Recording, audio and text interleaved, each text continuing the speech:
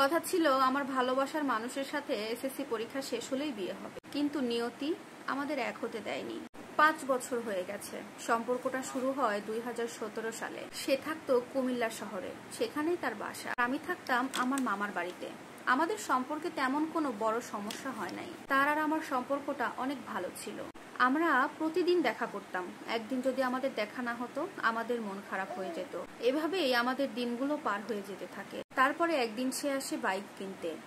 তার বাবা মা তাকে বাইক কিনে দিতে চায় না, কিন্তু তার জেদের কাছে তার বাবা মা হেরে যায়। শেষ পর্যন্ত তারা সবাই মিলে তাকে একটা বাইক কিনে দেয়। 2020 সাল চলে আসলো দেখতে দেখতে। তখন আমি আমার বাড়িতে জানাই আমাদের সম্পর্কের কথা।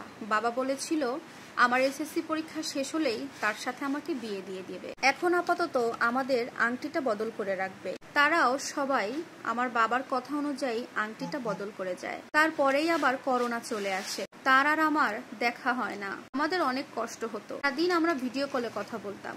করোনা যখন শেষ হয়, তারপরেই আমার পরীক্ষা শুরু হয়ে যায়। 2021 সালের নভেম্বর মাসে আমার ইতিহাস পরীক্ষা ছিল সেদিন। এই 2021 সালটা আমি কখনো কোনোদিন ভুলবো না। সে আমাকে রাতে ফোন করে জানায়, তুমি রেডি থাকবে, আমি তোমাকে বাইকে করে তোমার হলে পৌঁছে দিয়ে আসবো। আবার পরীক্ষা শেষ হলে তোমাকে বাসায় পৌঁছে দিয়ে যাব। তখন আমিও বললাম আচ্ছা ঠিক আছে। এ কথা বলে ঘুমিয়ে পড়ি। তারপরে সকাল হলেই রেডি হয়ে আমি যখন রাস্তায় দেখি ও আমার আগেই এসে দাঁড়িয়ে আছে। তারপরে আমরা রওনা দেই। সে আমাকে বাইকে করে পৌঁছে দেয় আমার পরীক্ষার হলে। এরপরে হঠাৎই ওর ছোট মামা ফোন করে জানায় ওর নানু নাকি ভীষণ অসুস্থ, সেখানে যেতে হবে। সে আমাকে বলে আমি তোমাকে পরীক্ষা শেষ হলে আবার এসে নিয়ে যাব। এখন আমি নানু ওখানে যাই, ওখান থেকে ঘুরে আসি। কিন্তু আমার কেন জানি ওকে তখন আমার যেতে দিতে ইচ্ছে করছিল না। তাও বললাম যাও। সে সেখান থেকে চলে গেল আর আমি পরীক্ষা দিতে চলে গেলাম। আমার পরীক্ষা ছিল টানা 1 ঘন্টা 20 মিনিট। পরীক্ষা শেষ করে আমি নিচে নেমে এসে দেখি সে আসেনি। আমি তার জন্য আরো 30টা মিনিট অপেক্ষা করি। পরে বাসায় চলে আসি। বাসায় ফিরে দেখলাম আমার ফোনে তার মেজো ভাই 20টারও ওপরে কল করে রেখেছে। আমি কলটা ব্যাক করতে যাব, ঠিক তখনই বাবা আর মা এসে বলে চল তো মা, একটা জায়গায় যেতে হবে। আমি বললাম আমি এখনো ড্রেস খুলিনি মা, এখনই যেতে হবে? মা বলে হ্যাঁ মা চল যাই। কি হয়েছে তাই স্কুল ড্রেস পরে আছিস? চল।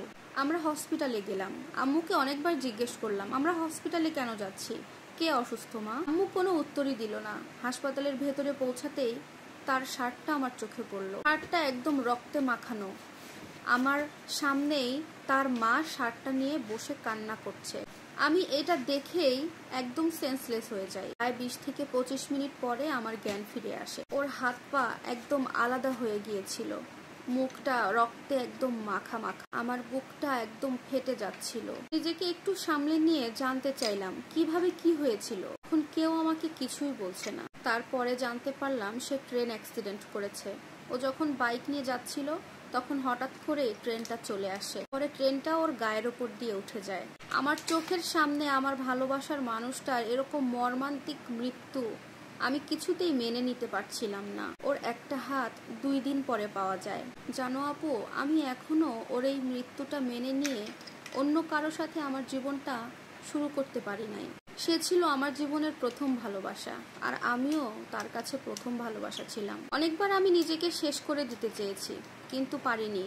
আম্মু আর বাবা দেখে ফেলে আর তারা প্রচন্ড কান্না করে, কারণ আমি ছিলাম তাদের একমাত্র মেয়ে। প্রিয় দর্শক, এই স্টোরিটি একটি আপুর জীবন কাহিনী, একদম সত্যি একটা ঘটনা।